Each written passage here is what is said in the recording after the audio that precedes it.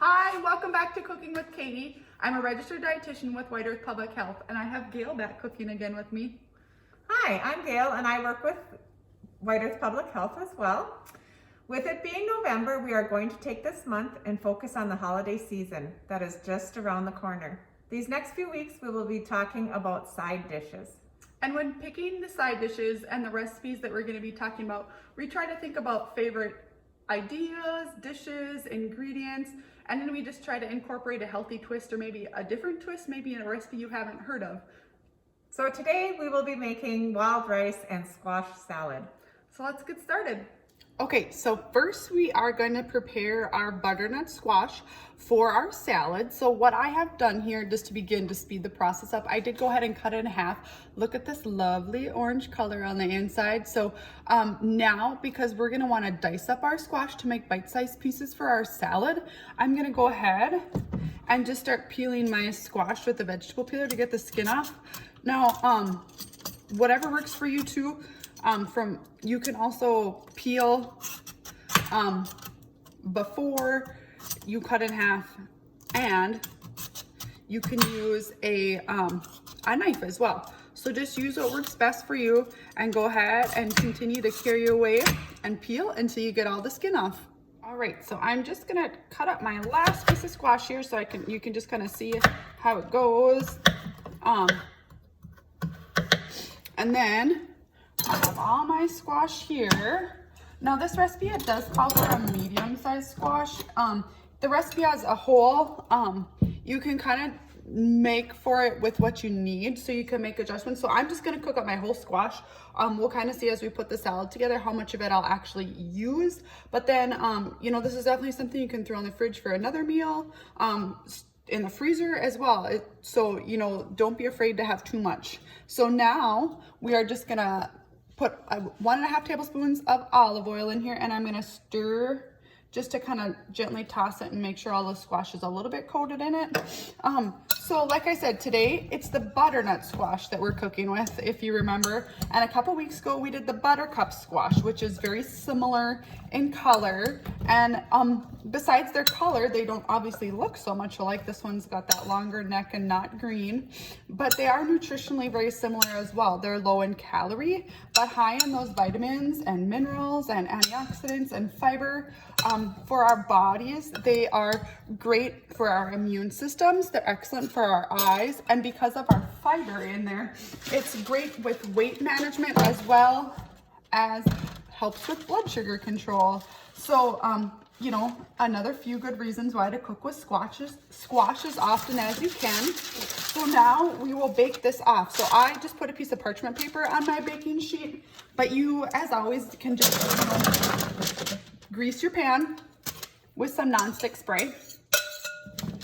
And then I will probably throw a little bit of salt and pepper on here just to give a little bit of seasoning, but nothing too crazy, because there's gonna be flavors from our salad, so we don't need to worry about all the seasoning here.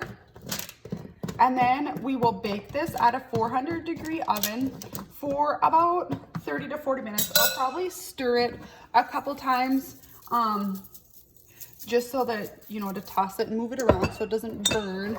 And then to find out if it's done, just stick it with a fork. You know, you want it to feel tender, kind of like a potato would.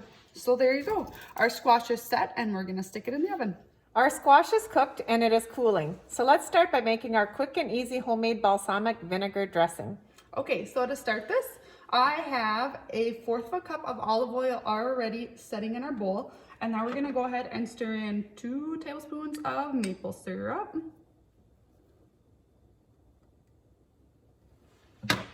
And then we have 2 tablespoons of balsamic vinegar.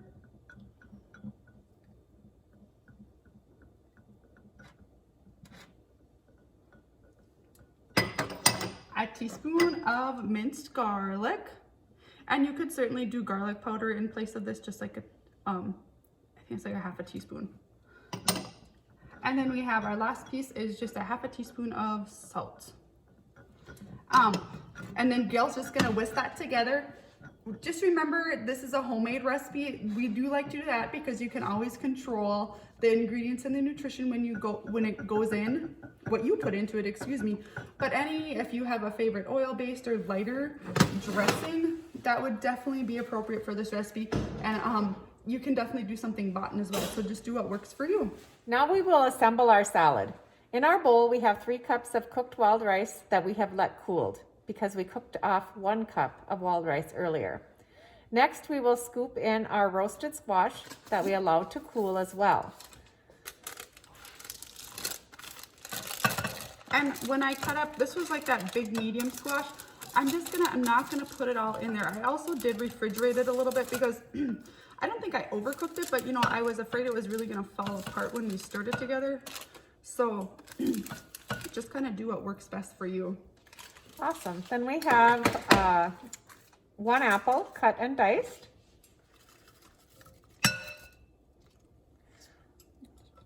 Oh, the cats are just getting wild here. Whoa, change my mind. And then 1/4 cup onion or leeks.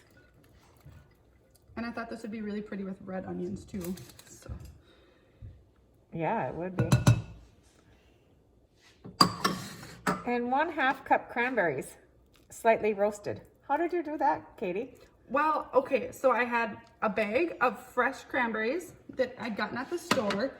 And then what you do, just lay them out, rinse them, lay them out on a nice baking sheet, and then drizzle them with a little bit of maple syrup just to help cut the tartness, and a little bit of olive oil, toss them, and then just a drizzle of salt.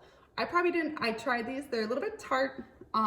The recipe after I cooked them, about 1 to 2 tablespoons, you could do honey or maple syrup. So just use what works best for you. So super fun idea, and you can do it on your own, and you know, cut a little bit of the sugar in there too. Awesome. So now, Gail, I'm gonna let you mix this up. All right. And I'm gonna, like I said, I did refrigerate this squash. If it starts to break up, it's not the end of the world. You know, that's gonna work too. Another serving tip for this salad with the apple, I did put some lime juice on there. You could also do a little bit of orange juice. It just needs that acid in there so it doesn't turn brown in your salad as it sits longer. And then I think we're about ready to toss in this dressing. And whatever kind of person you are, you know, if you like heavier sauce salads, I don't know what the right word is there, but you know, just kind of make what works best for you, however you like it dressed. What?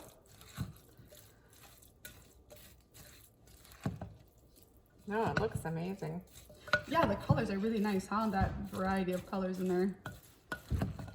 And we have our own little taste tester tonight, Katie's daughter.